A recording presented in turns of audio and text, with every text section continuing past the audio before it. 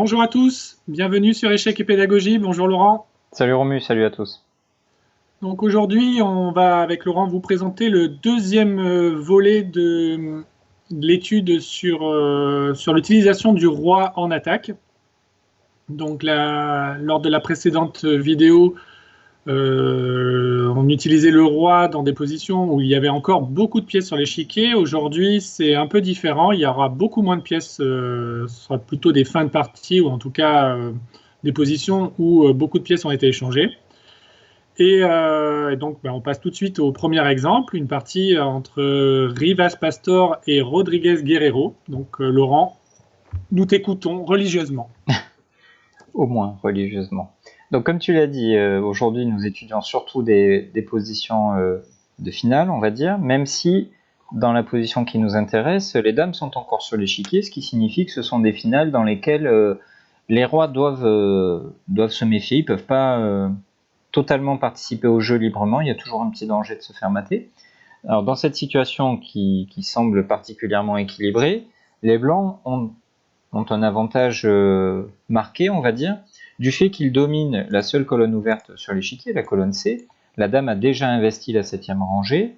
Et d'autre part, des deux rois, c'est celui des noirs qui est plus affaibli, parce que tous les pions, sans exception, sont postés sur des cases blanches, ce qui signifie que les cases noires sont affaiblies.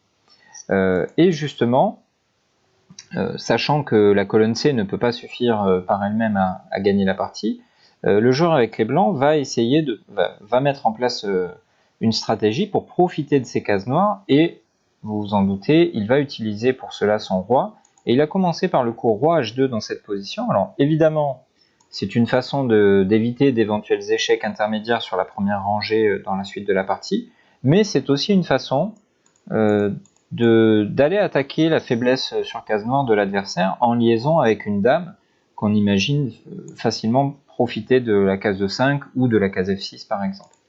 Donc dès le premier coup roi H2, on se doute que les blancs sont en train de mettre cette stratégie en place. Les noirs ont cherché à prendre un petit peu d'espace par le coup H5 et maintenant dame F4.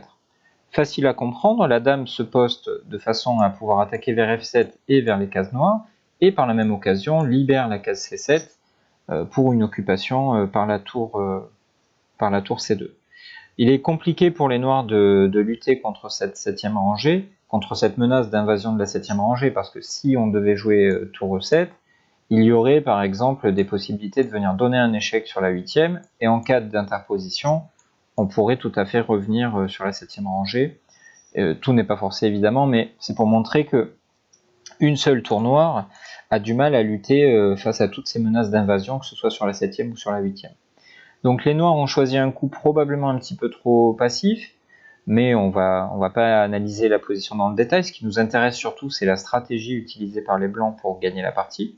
Donc tour F8, un petit peu passif comme je viens de dire. Tour C7 était à l'agenda.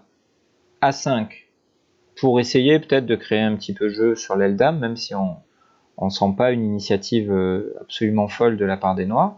Et maintenant, le coup qu'on attendait tous, c'est-à-dire roi G3.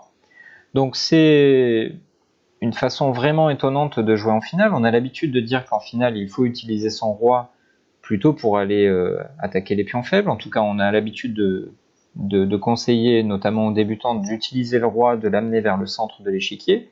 Ici, le roi passe par le bord et va directement s'en prendre à son homologue, c'est-à-dire on joue pour faire mat. Alors, les noirs n'ont pas fait grand-chose pour lutter face à cette idée-là, en tout cas pas tout de suite. Ils ont joué A4, roi H4, le pion B3 n'est pas très important évidemment, dans la mesure où notre stratégie nous amène à faire mat, on ne va pas s'arrêter à la perte de ce pion-là. Après pion prend B3, pion prend B3, les noirs ont ici choisi le coup dame F1. Alors il était possible, Romu, de choisir dame prend B3. Alors c'est facile à dire lorsqu'on a étudié la position avec un ordinateur et qu'on n'est pas stressé par la pression de la compétition, mais c'est pas vraiment un coup facile à jouer en pratique. Ouais, bien sûr que non. Là, on sent déjà qu'on marche sur des œufs avec les noirs. Et dame prend B3, l'idée principale, en fait, est au-delà du fait que l'on gagne un pion, c'est qu'après roi G5, les noirs ont à leur disposition le coup dame B1, qui permet à la dame de revenir sur la case F5, notamment pour colmater un peu les brèches sur case noire. Et après roi H6, dame F5 justement. Donc là, bien sûr, les blancs ne sont pas intéressés par l'échange et donc vont conserver les dames avec dame H4. Et là, on peut penser à un coup comme B5, puisqu'il n'y a pas de menace immédiate, bien que le roi soit en H6 et la dame ait pris possession des cases noires. On voit que la dame en F5 a un rôle parfait, puisqu'elle défend notamment la case F6. Et donc, les noirs peuvent se permettre de jouer B5 pour utiliser leur pion passé. Tour B7, par exemple, pour essayer de limiter l'action de ce pion. Et là, on peut éventuellement jouer tour A8, avec l'idée peut-être de réactiver la tour, puisqu'il n'y a pas de menace directe, et sur tour prend B5. Là, il y a un coup qui est assez fort. Alors, c'est évidemment un coup trouvé par l'ordinateur, c'est le coup G5. Alors, quelle est l'idée de G5? Bon, au-delà du fait qu'on menace mat en un coup, par dame G6, c'est qu'après dame prend G5, on va simplifier la position et au prix d'un pion, puisqu'après dame prend, roi prend, on joue tour à 2. On rentre sur la deuxième rangée et on essaye de se venger sur les pions F2 et G2. Alors, roi H6 peut être tenté, avec l'idée de menacer mat sur la 8e rangée. Roi F8, bien sûr, on évite le mat. Tour B8 échec. Roi E7, roi prend H5, et tour prend F2.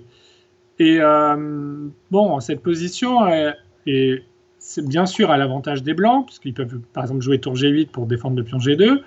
Ils ont un pion de plus dans la finale de tour, mais on sait très bien qu'un pion de plus dans la finale de tour n'est pas synonyme de victoire pour autant, et ça va demander pas mal de techniques et de travail pour convertir cet avantage matériel. Donc c'était probablement la meilleure chance des noirs dans cette position, qui dans la partie ont préféré jouer le coup donc dame F1, Laurent, si je ne me trompe pas. C'est ça, c'est dame F1. Bon, évidemment, la variante que tu viens de nous présenter, elle est analysée avec l'aide d'un ordinateur et c'est comme d'habitude toujours plus facile à dire qu'à faire. C'est très compliqué pour les noirs de voir tout ça pendant la partie et d'être certain que ça va être une bonne suite. Donc ce que tentent les noirs avec dame F1, c'est de créer du contre-jeu, de venir par l'arrière contre-attaquer le roi blanc.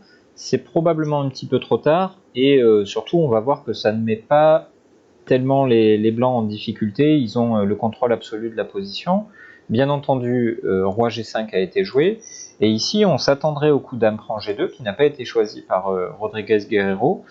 S'il l'avait fait, après roi H6, le roi est arrivé à bon port, on comprend bien que la menace est terrible, dame F6 suivi de dame G7, il faut contrôler la case F6, il n'y a pas 50 000 possibilités, il n'y en a qu'une, il faut jouer pion F6, mais désormais, le roi travaille avec la tour, pour créer des menaces autour du roi noir tout simplement.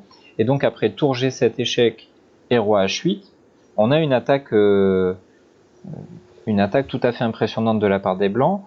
Encore faut-il trouver la bonne suite. Alors il y a un coup assez trivial qui est tour prend G6 qui doit amener au gain, mais on peut trouver encore plus efficace avec le coup tour F7. Un très joli coup, une très jolie déviation qui s'explique évidemment par le fait que on coupe la connexion de la tour vers le pion F6, donc on menace mat par dame prend F6, et malheureusement pour les noirs, cette tour évidemment n'est pas prenable, car on ferait mat par dame B8, et la partie s'achève avec l'aide du roi blanc pour l'attaque de mat comme prévu. Donc dame prend G2 ne sauvait pas les noirs, est-ce qu'ils s'en sont rendus compte trop tard? On ne sait pas. Toujours est-il que dans la partie c'est H4 qui a été choisi, on va comprendre l'idée d'H4 tout de suite après, car roi H6 a été joué, on réitère cette fameuse menace de dame F6, et maintenant les noirs jouent dame E2. Alors évidemment, on comprend qu'H4 a été joué pour enfin créer du contre-jeu, mais il est trop tard, tout simplement parce que les blancs vont pouvoir couper la route de la dame noire par le coup F3, on menace dame F6 comme on a déjà dit, et après pion F6, tour G7 échec et roi H8, il y a probablement différentes façons de gagner la partie. Rivas Pastor a choisi dame C7, qui est une façon tout à fait respectable de gagner la partie. L'idée étant que sur le seul coup pour continuer, c'est-à-dire dame prend E3, les blancs auraient tout simplement joué F4. On coupe on coupe la contre-attaque, le contre-jeu, et évidemment avec 2 pièces lourdes sur la 7e rangée, le roi noir ne pourra pas s'en sortir.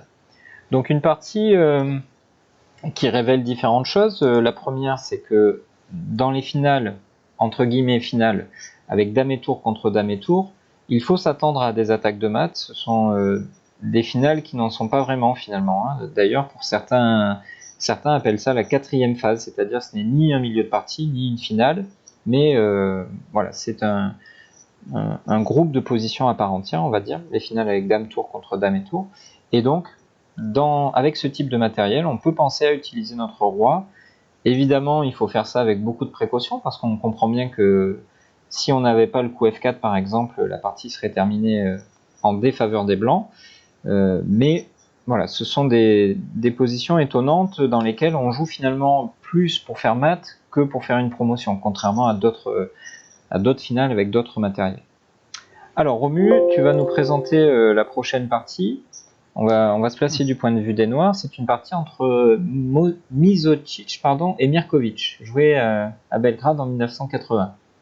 Oui, tout à fait. Donc, tout de suite, on voit que c'est un peu le point commun entre toutes les positions que l'on montre sur ce thème de l'utilisation du roi dans l'attaque. C'est que souvent, on peut se permettre de monter le roi justement parce qu'il y a une ou plusieurs pièces adverses qui se retrouvent un peu hors jeu. Et là, ce qui est assez frappant, c'est l'éloignement de la dame C8, qui, alors, elle est quand même relativement active puisqu'elle soutient le pion passé, notamment en C5. Elle peut éventuellement faire un échec sur F8 pour essayer de se rapprocher justement du roi noir. Mais elle est quand même loin de son propre roi. Et c'est ce qui va permettre justement au noir de lancer une attaque contre ce roi, puisque la dame en D5 est excellemment placée, puisqu'elle est sur la grande diagonale, et elle peut viser notamment la case F3, qui, on va voir, va être utilisée très vite, puisque c'est d'ailleurs le premier coup. Et le roi en H6 est également très très bien placé, puisqu'il peut capturer le pion sur H5 et ainsi monter dangereusement vers le roi adverse pour combiner son action avec celle de la dame pour faire mat au roi blanc et ainsi profiter de l'éloignement de la dame C8, comme je viens de le dire. Donc ici, le bon premier coup, c'est dame F3. Bon, la dame c'est une case de choix, F3 bien sûr, puisque on attaque F2, on a un œil sur H5, on défend aussi le pion F7. Parfois, ça peut être utile si les blancs cherchent à un échec notamment perpétuel en vue de la montée du roi noir vers H5, voire même un peu plus haut. Donc ici, les blancs doivent défendre le pion F2, donc ils ont joué roi G1.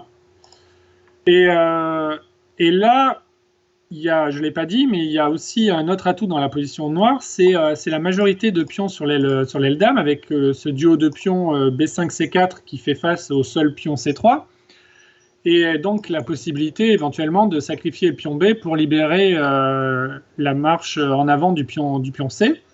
Et ici, c'était déjà faisable. Par exemple, un coup comme B4 avait l'air très fort, avec l'idée, bien sûr, sur pion prend B4, de faire C3 et de se créer un pion passé, histoire de rajouter un problème supplémentaire au blanc. Mais il a préféré jouer roi prend H5, qui est complètement correct aussi, avec donc l'idée, bien évidemment, de viser la case G4 puis la case H3 pour faire mat sur les cases blanches qui ont été affaiblies par la disposition des pions F2 et G3 qui sont évidemment sur case noire.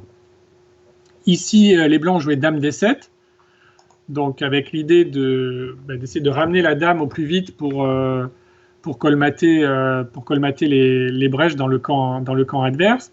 Donc on peut penser à la case D4 par exemple, pour essayer de revenir via la 4e rangée. Et ici les noirs ont joué le coup B4, donc l'idée qu'on a mentionnée juste avant, qui est toujours très très forte évidemment, et on va se créer donc ce pion passé sur l'aile dame. Donc là, les blancs vont avoir beaucoup de mal à contenir, le pion passé C, plus les menaces contre le roi blanc. Ouais, ça rappelle ici, totalement les vidéos qu'on a faites sur le principe des deux faiblesses. Oui, exactement. De toute façon, c'est un principe qui est, comme on l'avait dit lors de nos vidéos sur le principe des deux faiblesses, c'est un principe qui est omniprésent et qui est à tous les niveaux d'ailleurs, que ce soit dans les parties d'amateurs ou les parties du plus haut niveau mondial. Et là, on en a une parfaite illustration, effectivement. Donc, Mizozic, je vais y arriver à jouer G4 dans cette position. Alors, bon, on pourrait peut-être critiquer ou pas, mais en tout cas, il essaye de se battre parce qu'effectivement, ici, la situation semble critique. L'idée principale étant certainement que sur roi prend G4, peut-être il veut jouer Dame D4, et ainsi sur roi H3, avoir Dame E3 qui clouerait le pion, qui clouerait la Dame, pardon. Ouais. Même si ça doit perdre évidemment la partie. Ça va perdre aussi probablement, ouais. Mais Voilà. bon, ce que fait Mirkovic avec les noirs, ça a l'air plus, comment dire ça, plus thématique, quoi. C'est-à-dire que puisque notre roi veut accéder à la zone autour du roi blanc, bah, il a besoin de pouvoir se cacher finalement derrière cette sorte de parapluie là en G4. Donc c'est logique finalement roi H4, même si c'est pas le seul coup gagnant, c'est très thématique. Non, mais c'est un réflexe qu'on peut conseiller à nos followers, c'est que justement dans les finales de dames, évidemment que les rois sont plus exposés que dans des positions où il y a beaucoup plus de pièces. Et du coup, quand le roi monte comme ça dans le camp adverse, il est souvent avisé de s'abriter, et parfois avec nos propres pions, et parfois avec les pions de l'adversaire. Et là, c'est exactement ce que fait Mirkovic avec ce coup roi H4, qui utilise le pion G4 comme une sorte de parapluie. Et on voit que la dame blanche est impuissante et ne peut pas accéder n'arrive pas à toucher le roi noir. Donc, Mizozic a joué C prend B4.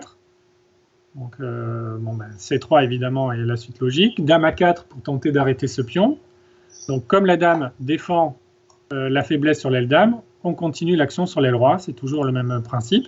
Et on joue roi H3. On voit encore une fois qu'il n'est pas intéressé par le pion G4, il préfère la tête du roi blanc, ça rapporte plus.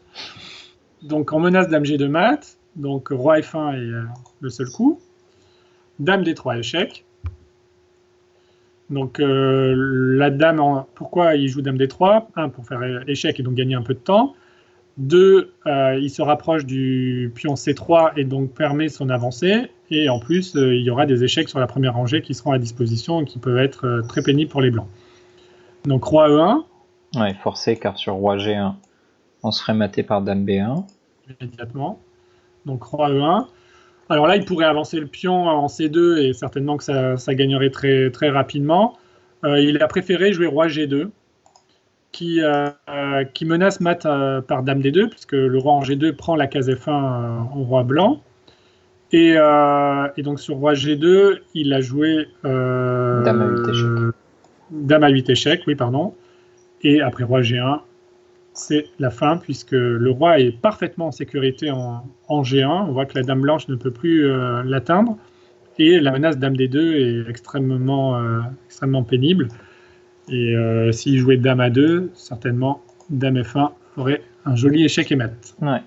Donc là, on voit l'idée poussée jusqu'à son maximum, puisque le roi est parti d'H6, je crois, et il arrive sur G1 à la fin de la partie. En tout cas, il est vraiment allé chercher cet échec et mat, même si on comprend bien que les noirs auraient probablement pu gagner avec leur seul pion passé sur la colonne C. Mais il a utilisé le principe des deux faiblesses et il a utilisé cette idée originale du roi qui s'active pour aller s'en prendre directement au roi de l'adversaire. Alors passons sans plus attendre à un autre exemple. On va passer maintenant à deux positions dans lesquelles les joueurs n'ont plus de dames. Et malgré cela, on peut s'organiser pour essayer de monter une attaque de mat, ou en tout cas poser des problèmes au roi adverse avec l'aide de notre propre roi.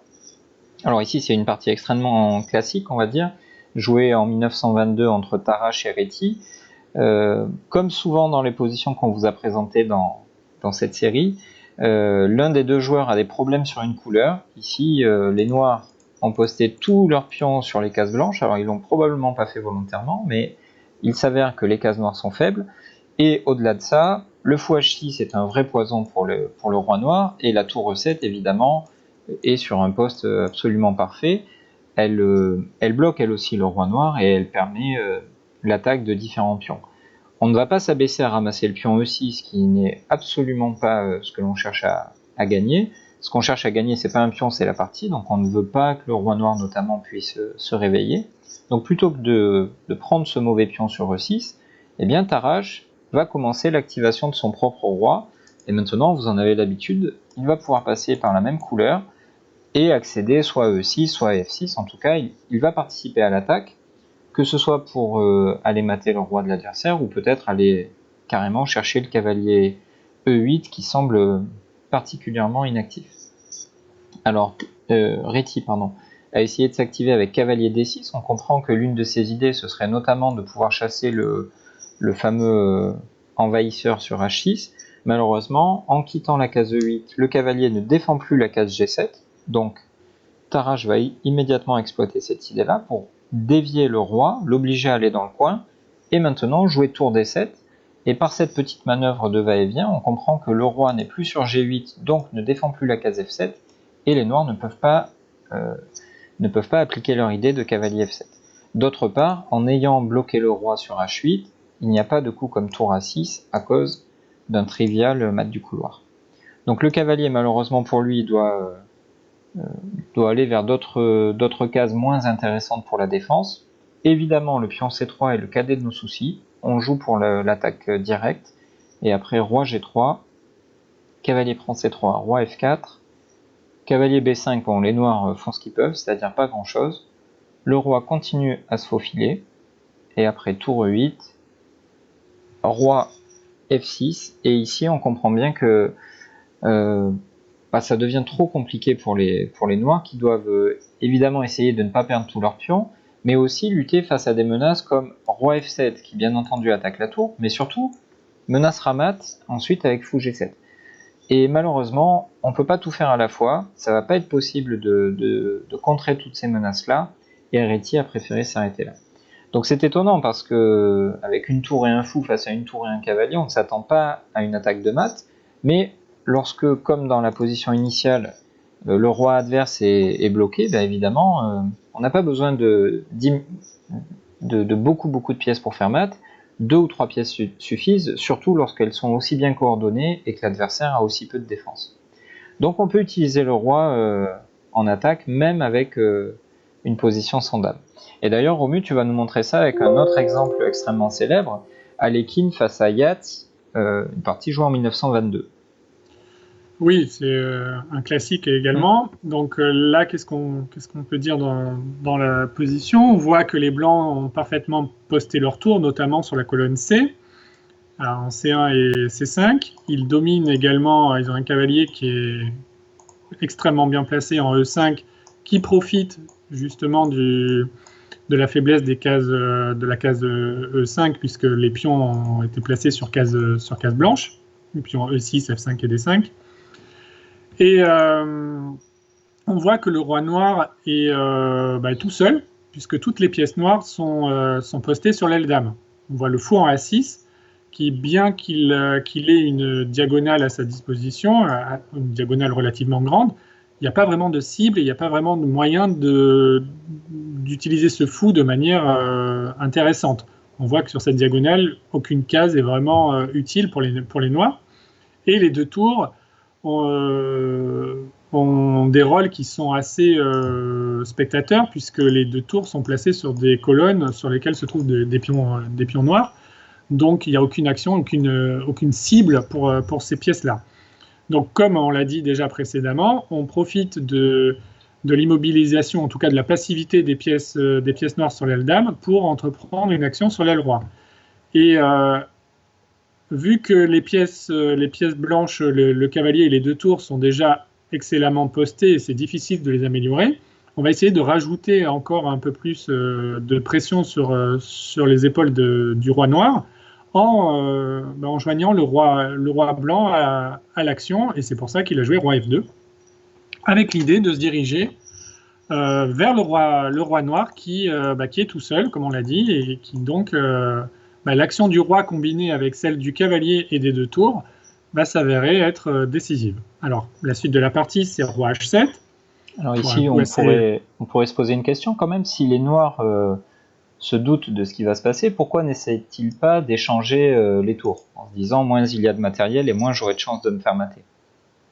Alors, on peut imaginer que déjà la finale cavalier contre fou doit être sympathique, puisque, on l'a dit, ce fou est vraiment très moche, puisque tous les pions, ou quasiment, sont postés sur case blanche, et le cavalier va être redoutable, et on ne voit pas trop comment le pauvre fou va faire face à ce cavalier, plus l'intrusion du roi blanc, puisque le roi peut se faufiler sur les cases noires, et viser maintenant à son tour la case de 5.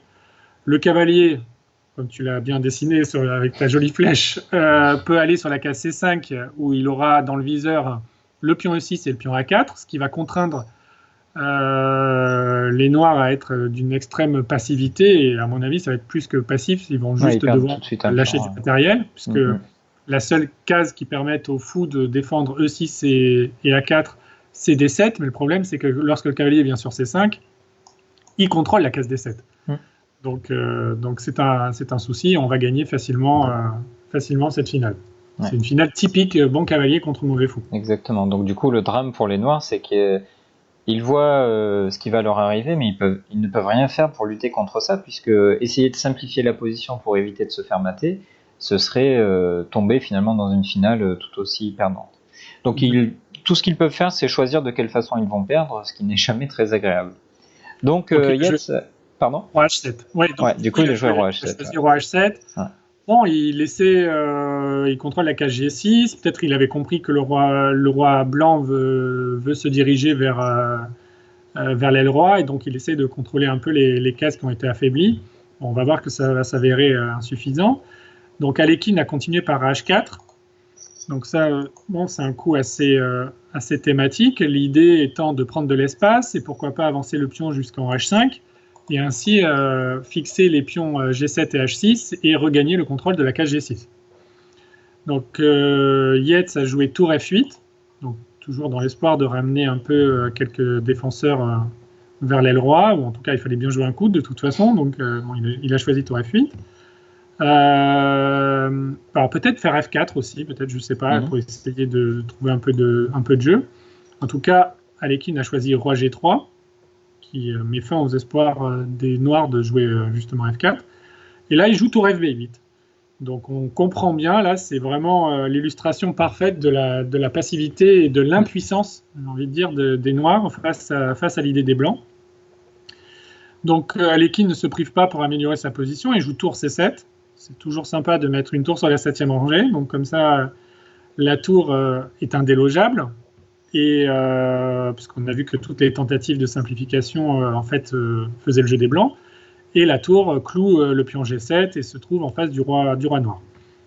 Yates décide de jouer fou B5, tour 1 C5, donc on améliore encore un peu plus la tour et qui met une petite pression sur le fou B5, ce qui contraint la tour B8 à défendre le fou. Donc encore une fois, ça va forcer les noirs à être un peu plus passifs, ce qui n'est jamais très agréable. Fou A6, donc il attend. Tour 5 C6, donc on commence à chatouiller la faiblesse E6. Tour E8, pour la défendre. Et on améliore le roi, roi F4. Roi G8, bon, il attend que ça passe. H5, donc on voit qu'Alekhine, à chaque coup, améliore un peu sa position. Une fois c'est le roi, une fois c'est la prise d'espace avec l'avancée du pion H, une fois c'est les tours avec, en les postant sur la 7e rangée ou sur la 6e pour forcer la tour noire à être encore un peu plus passive. On voit que lorsque vous ne savez pas trop comment gagner, ou en tout cas vous ne voyez pas de gain clair forcé, contentez-vous d'améliorer votre position et d'empêcher l'adversaire d'en faire autant. Et ça sera toujours une avancée positive pour votre position. Donc là, Yates a joué fou F1. Donc il essaie de faire une menace. Donc G3, bien sûr, on ne touche pas au pion. Fou A6. Et maintenant, tour F7, qui prépare le doublement des tours sur la 7e rangée. Et là, ça va être trop pour Yates. Il a joué roi H7 pour libérer la case G8 et ainsi, après tour CC7 qu'a joué Alekhine, avoir tour G8. Et maintenant que les noirs sont complètement paralysés, on va utiliser le cavalier E5, qui était parfaitement placé, mais maintenant, il va faire une petite manœuvre qui va s'avérer décisive. Et donc, il joue cavalier D7, avec l'idée de menacer cavalier F6. donc de profiter du clouage du pion G7. Roi H8 est forcé, et cavalier F6 quand même, puisque évidemment le cavalier n'est pas prenable, puisqu'après pion prend F6 suivrait tour H7 mat. Donc cavalier F6 attaque la tour qui défendait G7, et donc tour G-F8 a été joué. Et malheureusement pour les noirs, en fait, le pion G7 est quand même prenable, puisque après tour prend G7, qui est la partie, tour prend F6, Alekhine a joué roi E5. Donc on voit que c'est le point culminant de l'avancée de du roi blanc. Donc quelle est l'idée? L'idée étant d'attaquer la tour, et si la tour a le malheur de revenir sur F8, alors on va faire tour H7 échec, roi G8 et tour C G7, et on voit que la pauvre tour F8 empêche le roi de s'échapper, et donc ce roi se retrouve mat. Et donc évidemment Yates a abandonné après roi E5. Une partie incroyable parce qu'un aussi fort joueur n'arrive pas à faire la moindre menace, ou plutôt la seule menace qu'il a pu faire en l'espace d'une grosse quinzaine de coups, c'est fou F1 pour attaquer le pion G2. Voilà, c'est vraiment pas fréquent, et on comprend à quel point Alekhine a pris son temps et a savouré son avantage en améliorant petit à petit, et surtout sans se presser.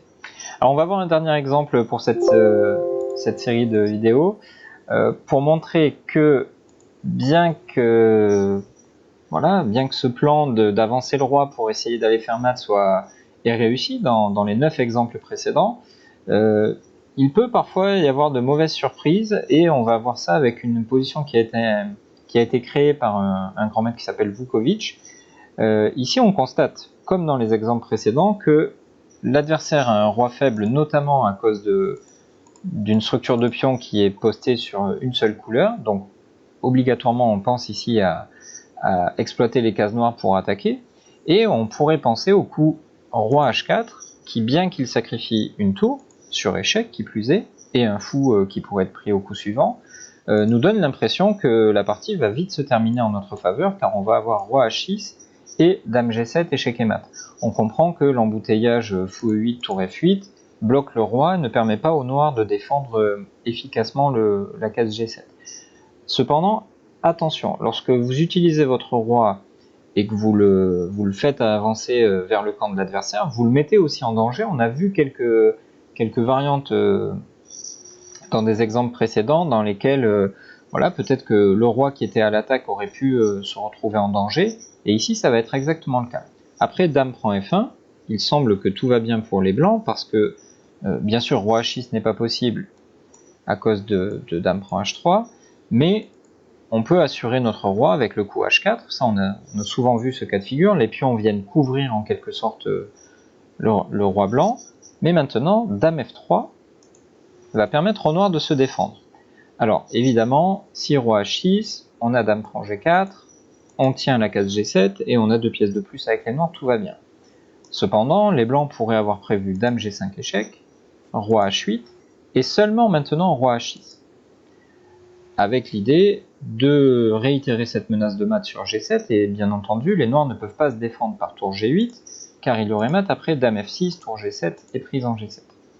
Donc, qu'est-ce qui peut se passer ici? Eh bien, ça peut être un petit peu l'histoire de l'arroseur arrosé, c'est-à-dire que le roi blanc est venu se mettre dans une situation extrêmement périlleuse, et ce sont les noirs qui pourraient se mettre à attaquer. De quelle façon? Bien déjà, en empêchant le mat sur G7, le seul coup pour cela, c'est dame prend G4. Alors ça semble totalement absurde, parce que les noirs sont en train de donner leur dame, mais maintenant que la dame blanche n'a plus accès à la case F6, ce sont les noirs qui vont pouvoir s'amuser avec notre roi. Il commence par tour G8, qui bien entendu empêche le mat sur G7 et surtout attaque la dame, et lorsque la dame va devoir partir, imaginons la case 2, mais sur n'importe quelle case on continuerait de la même façon, c'est désormais le roi blanc qui va se faire mater après tour G6 échec. Il n'y a pas le choix, on n'a que la case H5, et maintenant F5. Le fou qui était posté de façon catastrophique et qui gênait ses propres pièces devient le héros de la position. On a mis en place une batterie fou et tour avec un échec à la découverte qui va suivre, et probablement les blancs vont devoir soit donner leur dame, soit se faire mater. Pour faire mat, on pense par exemple à jouer roi G7 puis retirer la tour n'importe où sur la colonne G, et c'est échec et mat. Mais on pense aussi tout bêtement à un coup comme tour G2 échec, suivi de tour prendre dame, et on va facilement gagner la partie. Donc, on voulait finir quand même sur cette note d'attention particulière. Ça ne marche pas toujours aussi bien que ce qu'on voudrait, et activer notre roi en direction du roi de l'adversaire, c'est aussi le mettre en danger. Donc soyez très précautionneux lorsque vous jouez ce genre de stratégie. Il faut avoir un œil, comme toujours, on a envie de dire, Romu, sur ce que peut faire l'adversaire. Oui, en fait, on l'a dit et répété dans nos deux vidéos sur ce thème. La montée du roi, elle est conditionnée par l'exclusion de une ou plusieurs pièces adverses sur l'aile opposée et veiller à ce qu'on veille à ce que notre roi ne soit pas justement sous les feux de l'attaque des pièces adverses. Comme c'est le cas ici, on voit que le fou en E8 et la tour en G8 sont proches du roi blanc, ce qui augmente le danger. Donc attention, comme tu l'as dit Laurent, il faut vraiment veiller lorsque vous avez une idée de monter votre roi comme c'était le cas dans les divers exemples qu'on vous a présentés. Veillez à la sécurité de votre propre roi, ne soyez pas attiré par une belle idée de se dire bon je vais faire un joli mat et me prendre pour short contre Timan et monter mon roi jusqu'en H6 et faire mat. Et oublier que l'adversaire a le droit de se défendre avec quelques-unes de ses pièces.